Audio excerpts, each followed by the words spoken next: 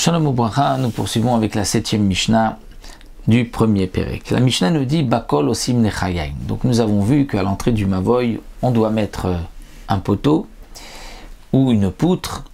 Pour ce poteau que nous avons vu dans la Mishnah précédente, même si il est très fin dans la largeur, dans l'épaisseur, l'essentiel c'est qu'il soit haut de 10 tfachim. Voici maintenant autre chose que la Mishnah vient nous dire. Bakol osim nechayim. On peut faire un lechi, un poteau de n'importe quoi. Bakol, toute chose. Et toute chose, la Mishnah nous dit afilu bedavar sheish bo ruach hayim, même quelque chose de vivant. C'est-à-dire même avec un animal. On pourrait mettre une bête à l'entrée du Mavoy. Si elle est haute de 10 tfachim, eh bien c'est aussi considéré comme un poteau. Mais peut-être que la bête va s'enfuir. Alors non. On parle dans le cas où on a attaché la bête au poteau. Et on parle aussi que la bête est bien tenue, qu'elle ne pourra pas s'affaisser. Parce que sinon, si elle s'allonge, elle ne fera plus 10 tfachim de haut. Le poteau n'est plus assez haut. Donc on parle que la bête, on lui a mis même un petit support en dessous pour ne pas qu'elle s'affaisse, qu'elle s'allonge. Elle est attachée pour ne pas qu'elle s'enfuit. Donc on pourra même utiliser cette bête comme poteau à l'entrée. Mais Rabbi Yossé interdit. Pourquoi? Parce que Rabbi Yossé dit, et si la bête meurt?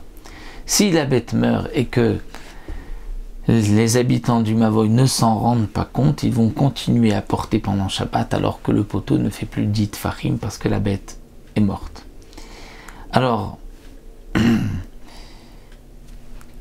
cette marloquette, donc Tanakama Rabbi Yossi, est-ce que même un poteau vivant ou pas, cette marloquette on la retrouve aussi au Metame Mishum Golel Verabmir Meter, c'est-à-dire que dans une tombe, le golel, c'est-à-dire ce qui referme la tombe, est aussi métamé, communique une impureté. C'est-à-dire que si le golel, un homme a touché un golel, il sera impur, et même si le golel qui ferme la tombe a été enlevé de la tombe par la suite, il restera toujours impur, et celui qui le touchera sera impur. Eh bien, métamé mishum golel, si on a mis une bête pour couvrir une tombe. On parle dans le cas où, au moment de l'enterrement, il n'y avait rien pour couvrir la tombe, et bien on a allongé une bête qu'on a bloquée d'une manière ou d'une autre.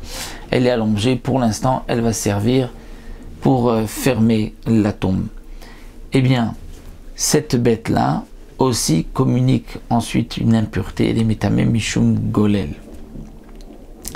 Ve Rabbi Meir Meter. Rabbi Meir dit non, c'est tort, parce que Rabbi Meir pense que une mechitza vivante n'en est pas une, et donc pour Rabbi Meir ça ne peut pas être considéré comme un golel. Une autre halakha intéressante, vekodvim alav gite nashim, sur la bête on pourrait écrire un acte de divorce, un get. Rabbi Yossi Aglili possède, Rabbi Yossi dit non, ce n'est pas valable. Alors quelle est la marloquette? C'est que dans la Torah c'est marqué pour un get, vekatav la sefer, c'est-à-dire que le mari va lui écrire sefer, non pas sefer un livre, mais un morceau de papier dans lequel il va marquer qu'il divorce sa femme. Le sefer n'a pas de vie, c'est un morceau de parchemin, de papier. Et bien de même, dit Rabbi Yossi, le get ne peut pas être écrit sur quelque chose de vivant. Mais pour les chachamim, non. Ce n'est pas marqué « Katav la bas sefer », il écrira dans le sefer, mais « Katav la sefer », c'est-à-dire non pas qu'il écrira dans un sefer sur un parchemin, mais il lui écrira un sefer. C'est quoi sefer? Comme si pour Sfira Devarim, c'est-à-dire il racontera certaines choses. Il dira « Voici, je te divorce ». Donc, dans le cas de notre Mishnah, peut-on écrire un get sur une bête? Marloquette entre Tanakama et Rabbi Yossé Aglili. Pour Rabbi Yossé Aglili, on ne peut pas. La halakha est comme Tanakama, qu'on peut écrire un get sur une bête. Le Barthénora précise que si on a écrit un get sur la corne d'une vache et qu'on a donné la vache donc, à la femme, donc maintenant elle a reçu donc la vache avec